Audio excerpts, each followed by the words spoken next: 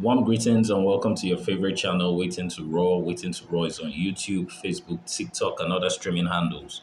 Do not forget to like, share, and subscribe. I'm your host, Uyo Gbebo, and I'm wishing you a happy new year. As always, I'm ever excited to share with you the latest updates from the frantic, frenetic, and ever accelerating world of football. We've got all the top stories, so let's dive right in. We'll begin on the home front, where Bielsa United forward Robert Mizo has been voted as the 2023 MPFL Undiluted Best Player. The award was held last night in Lagos. Mizo scored 9 goals for the Prosperity Boys, that's Bielsa United, last season to finish as second top scorer behind Enyimba's Emeka Obioma. The Bielsa United forward has also scored 10 goals in the current campaign to make it 19 goals in the year for the Prosperity Boys. Robert Mizo won the award, of course, and his closest contender was Sikiru Alimi of Remo Stars. He also finished as MPFL top scorer for 2023.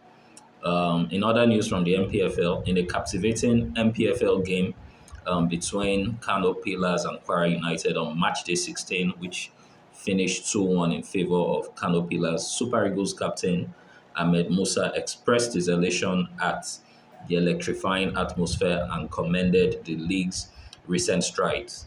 Musa lauded the league's governing body for the progress in coverage, but emphasized the need for continued enhancement. He also called for more investment from the private sector. I couldn't agree more with Ahmed Musa. We need more private sector investment in the league. You know, the need for more private investment in the MPFL cannot be overemphasized. I always like to cite the example of Remo Stars. It is owned by Kunle Shoname, who is a seasoned investor and the owner of one of the biggest sports betting operators in the country, Bet Niger. They have an ultra modern facility that can compete with, some of the best in the world. We need more of this. Um, we go to AFCON now. In the run up to AFCON 2023, yes, it's AFCON 2023, which will be uh, holding in 2024. It was actually supposed to hold between June and July 2023, but had to be moved back to 2024 because of adverse weather conditions in the host nation, Ivory Coast. So we'll be providing previews for each of the participating teams, and we'll begin in Group A. Group A has Ivory Coast, Nigeria, Equatorial Guinea, and Guinea-Bissau. So we'll begin with Ivory Coast. Ivory Coast are two-time champions. They won as hosts in 1992 and defeating Ghana on penalties, and of course won in 2015.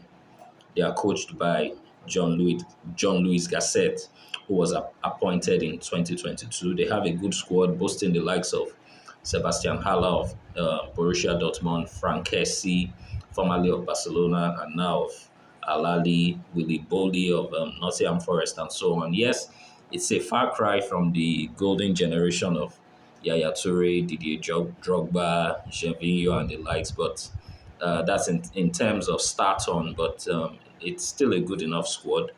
The hosts and Nigeria are favorites to qualify from Group A. Ivory Coast are currently ranked 49th in the world. Nigeria are three times champion. They'll be looking to, they are gunning for, their fourth AFCON trophy, and they are one of the favorites. Nigeria won as host in 1980, won again in Tunisia in 1994, and most recently in South Africa in 2013. They are coached by Jose they are coached by Jose Peserio.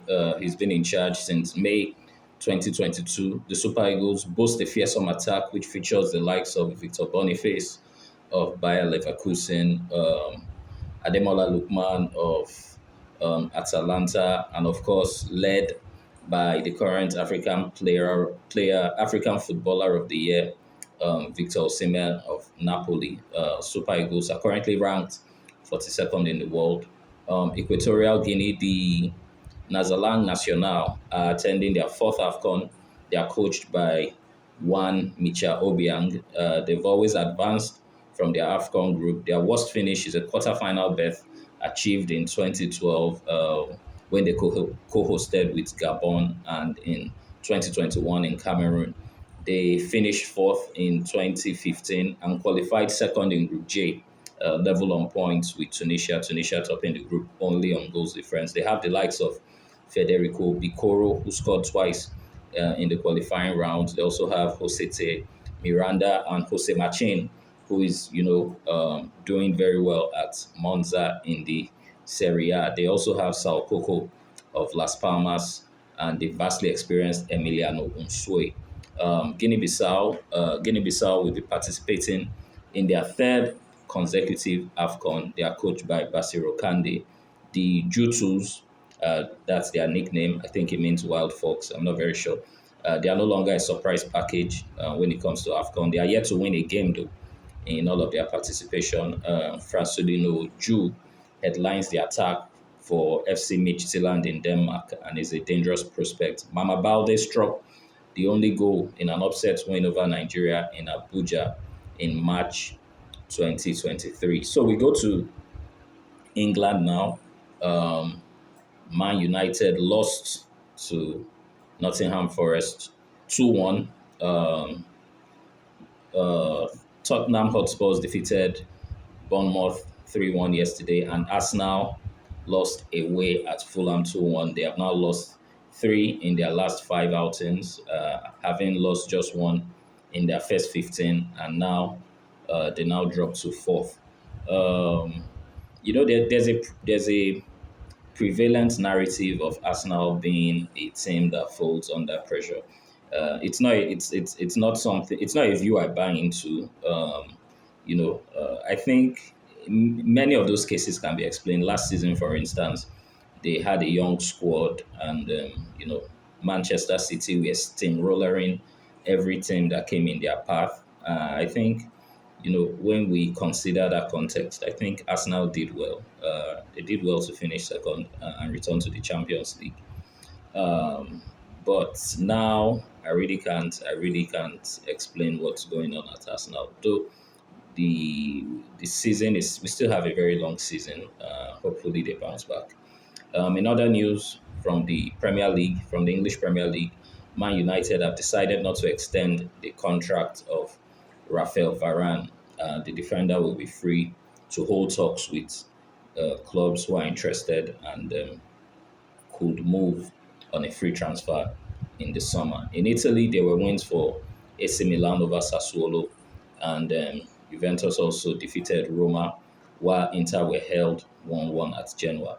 Inter's lead at the top of the Serie A has been cut to 2 points. Juventus are in second position. That's all from me. Can't wait to catch you all next time. Thank you all for listening. Goodbye.